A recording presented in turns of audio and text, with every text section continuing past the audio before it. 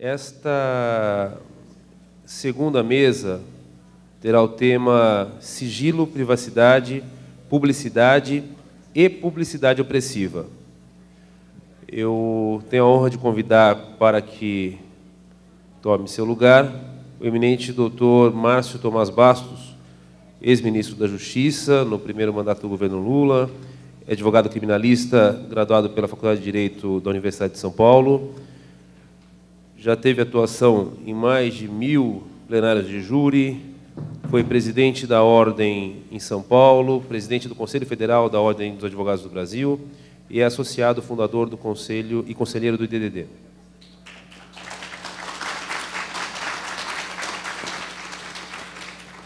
Convido também o senhor Marcelo Beraba, que é diretor da sucursal Rio do jornal Estado de São Paulo e diretor da Abrage.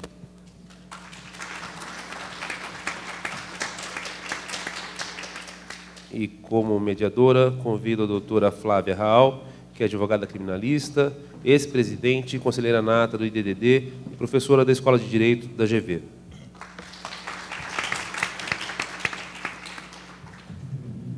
Informo aos senhores, assim como ocorreu na primeira palestra da manhã, as perguntas deverão ser encaminhadas por escrito às recepcionistas de sala, podem ser feitas ao longo de todos os discursos ou ao final, como preferirem. Ao final da fala, então, a mediadora organiza o encaminhamento das perguntas e teremos um tempinho para o debate. Obrigado. Bom dia a todos. Enfim, feitas as apresentações desnecessárias dos nossos dois palestrantes, desde logo eu passo a palavra ao Dr. Márcio Tomás Bastos.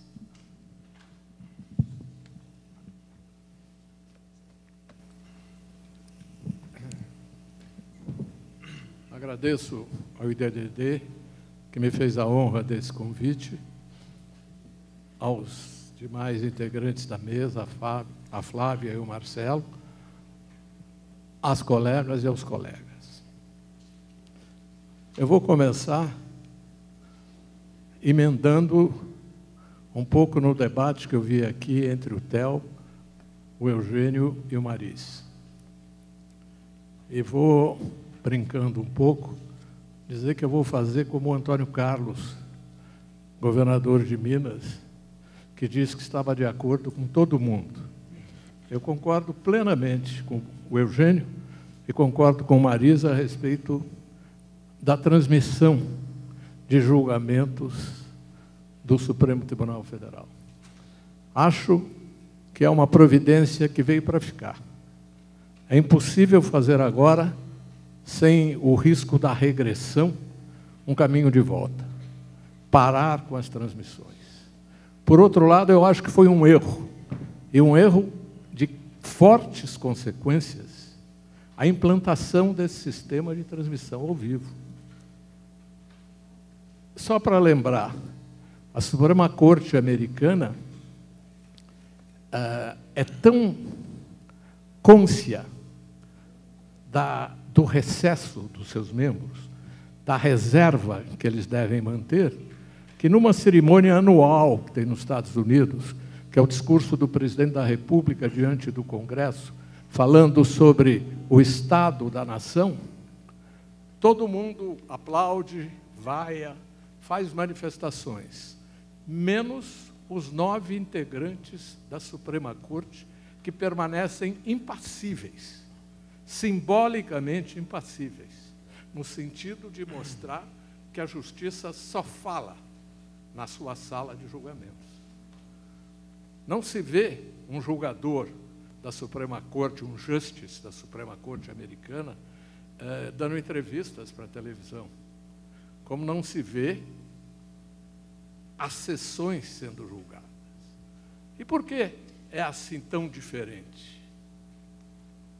Porque é preciso desmitificar a história de que a imprensa, inclusive a televisiva, é mero espelho da realidade. Ela simplesmente existe e ninguém pode se queixar do que ela faz, porque ela só reflete os acontecimentos. Não é assim. O Mariz deu um exemplo bom aqui. E essa discussão está se travando nesse momento em vários países do mundo, a respeito da influência do meio sobre a atuação das pessoas. Nós vimos nesse julgamento, como vemos em todos os outros, o ministro, o julgador, deixando de dar o seu voto e passando a atuar para a Câmara. Assim como o advogado, assim como o procurador, todo mundo vivendo e atuando. Todo mundo capturado pelo olhar do milagre eletrônico do vídeo.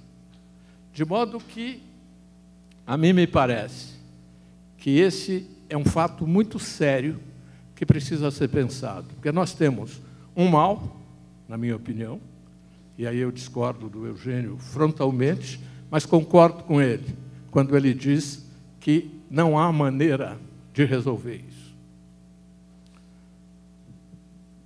Antes de vir para cá, ontem, quando eu preparava algumas notas para ver o que eu ia dizer, eu resolvi olhar um pouco a televisão para procurar um programa. Todos nós sabemos que existe uma portaria da Polícia de São Paulo proibindo a exposição de investigados ou de suspeitos, a não ser com o consentimento deles por escrito. E, entretanto, o que se vê todos os dias, todas as horas, o que se vê em todos esses programas é o escacho do investigado, do suspeito, daquele que a polícia acha que pode ser culpado. Ainda ontem eu vi isso. Um investigador levantando a cabeça de um rapaz que tentava manter o seu anonimato e forçando ele a se mostrar para a Câmara, de modo que houve um close em cima dele como culpado de um crime infamante de que ele era acusado. Acusado assim, de boca. E, em seguida, esse agente público foi recompensado com o seu minuto de fama, dando uma entrevista na televisão e dizendo que o elemento era isso, que o elemento era aquilo, e que a polícia tinha que prender mesmo e tudo. De modo que esse tema é fundamental na nossa vida. Na vida que envolve o direito de defesa, que envolve o direito penal, que envolve o drama do processo penal. Porque nós todos somos suscetíveis a isso. Todo mundo gosta de televisão, todo mundo gosta de ser visto na televisão. E o que vem acontecendo cada vez mais, embora eu concorde com o Eugênio, com o Mariz e com o Theo, de que houve uma melhora na imprensa escrita, houve um maior acautelamento na imprensa escrita, o que há diariamente é a invasão da privacidade, é a invasão da intimidade das pessoas. Os vazamentos, por exemplo. Os vazamentos dos órgãos cujos agentes têm o dever, até criminal, de não quebrarem aqueles sigilos. Vazamento de dados telefônicos, dados bancários, dados telemáticos, tudo isso vaza, constitui a convicção da culpa da pessoa, a convicção de condenação da pessoa antes que o processo comece. Esse é o famoso julgamento pela mídia. Esse é aquilo que é uma preocupação no mundo inteiro hoje. De modo que, antes que o julgamento sequer comece, se cria pela publicidade massiva, se cria pela publicidade opressiva, uma invasão sistemática, um vazamento banalizado de todos os dados que deviam permanecer em sigilo, e quando se chega ao julgamento, parece que o julgamento é uma tragédia grega, onde tudo já aconteceu e se vai apenas fazer uma representação simbólica daqueles fatos. Esse é o problema sério, talvez o mais grave, talvez o ponto em que nós tenhamos que nos deter neste seminário, com esse nome tão feliz, O Crime e a Notícia. Porque realmente o que se discute aqui é a interação entre a acusação de crime e a notícia. É claro que eu falo aqui não como um observador imparcial, não como uma pessoa, não como um pesquisador. Eu falo aqui como uma pessoa envolvida nas coisas. Eu sou advogado criminal há 50 anos, fui ministro da Justiça, olhei do outro lado, como Zé Carlos, durante 4 anos. De modo que eu sou envolvido, eu tenho as cicatrizes, as tatuagens, o calo profissional. E tudo que eu falo aqui tem que ser escutado, e eu peço que seja assim, por esse viés. Eu sou um advogado criminal de defesa, fundamentalmente, já participei de alguns casos, onde eu vi clientes inocentes serem condenados pela pressão da mídia. Então, como é que a gente coloca essas questões? Como é que a gente avança? E esse seminário é uma coisa importante de ser realizado por causa disso. É a possibilidade do diálogo entre a notícia e o crime, entre a notícia e o direito de defesa, entre a imprensa, principalmente o milagre do olhar eletrônico, que é a televisão, que tanto encanta as pessoas, e o drama processual penal, que envolve a vida, a reputação, o trabalho e a luta das pessoas.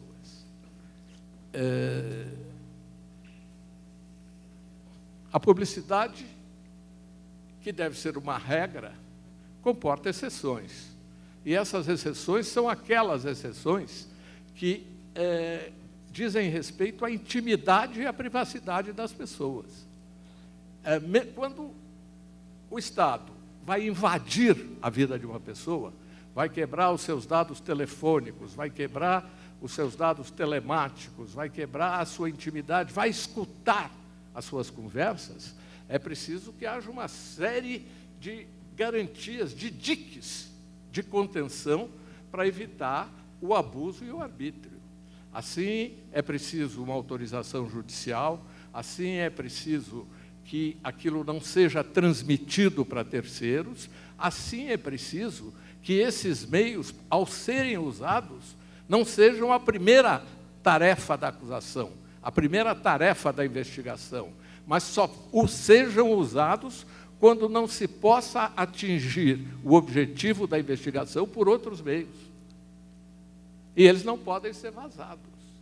E eles não podem ser disseminados, porque aí se cria efetivamente a possibilidade da pré-condenação, da condenação pela mídia, da condenação anterior ao julgamento, que torna o julgamento uma farsa, que torna o julgamento uma encenação de julgamento, como tantos têm acontecido no Brasil. Não defendo a censura. Acho que o valor constitucional da liberdade de imprensa foi traduzido no fluxo da nossa história por uma série de serviços relevantíssimos que a imprensa livre prestou ao Brasil, fazendo um jornalismo de primeira linha, um jornalismo investigativo e um jornalismo de trabalho.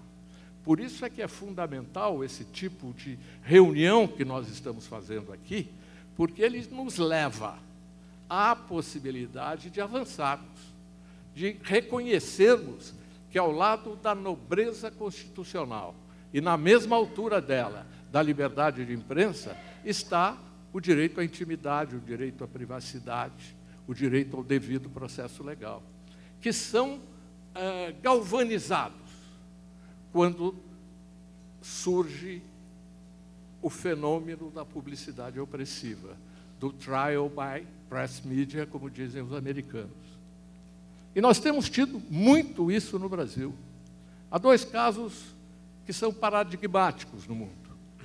O caso do casal Rosenberg, nos Estados Unidos, que sofreram uma campanha de mídia e foram eletrocutados, e o caso da Escola Base de São Paulo, de uns 10, 12, 14 anos atrás, em que um delegado exibicionista inventou um crime e depois inventou criminosos para aquele crime que já não existia. Tudo sob o acoroço e o aplauso absolutamente acrítico da mídia brasileira. E assim se destruiu uma família, e assim se destruiu uma instituição com base nisso. E nós temos tido, mais recentemente, mesmo com a ressalva com a qual eu concordo, de que a imprensa escrita tem melhorado no seu estilo de examinar os acontecimentos judiciários, nós temos visto ultimamente julgamentos que são verdadeiros linchamentos, independente da culpa ou da inocência dos réus. Mas nós temos visto julgamentos em que o frenesi midiático se instala e as pessoas vão para o julgamento apenas para cumprir um aborrecido ritual antes de saber quanto é a pena, que já foi decidido antes a condenação. Nós vimos um advogado ser agredido, tal a incrementação que a mídia eletrônica fez em relação àquele julgamento. O rapaz, saindo do fórum, foi agredido, um advogado ilustre aqui de São Paulo. Nós tivemos outros casos, casos exemplares, casos importantes, independente da culpa, independente da inocência, falando apenas no devido processo legal e na necessidade de respeitar a presunção de inocência. Nós tivemos casos terríveis recentes aqui. O próprio caso do Mensalão, eu concordo muito com o Theo, quando ele disse que o IDDD precisa organizar, junto com a imprensa, junto com a Associação de Jornalistas Investigativos, precisa organizar um seminário específico sobre ele, para ver como ele ocorreu, o que aconteceu nele, qual foi a influência da mídia, porque não foi só a transmissão da TV Justiça. Se alguma vez no Brasil nós estivemos perto de ver o tipo sonhado pelo Nelson Hungria da publicidade opressiva, foi nesse julgamento. Muito obrigado.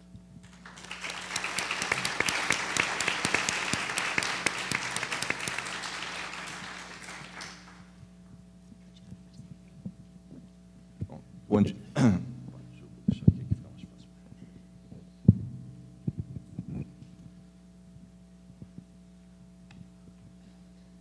Bom dia. Tá ok, não? Tá. Bom, eu queria saudar realmente a iniciativa para a Associação Brasileira de Jornalismo Investigativo. É uma oportunidade excelente para a gente trazer alguns temas que nos preocupam, que a gente discute de uma maneira diferente que está sendo discutido aqui nos nossos congressos, nas nossas reuniões. Então, eu queria agradecer muito o IDD e o IBCCRIM pela oportunidade dessa conversa. Eu falo agradecer um pouco mais por educação, porque não sei realmente se eu devo agradecer, porque pela terceira vez eu sou Estado a ter que discutir a questão da publicidade opressiva e me sinto sempre numa espécie de pau de arara. Então, antes de subir, eu pedi para a Flávia Raul já constituí-la minha advogada para o caso de ter que sair daqui com alguma pena em relação ao que eu pretendo colocar, que é o ponto de vista do jornalista. É difícil você falar da mesma maneira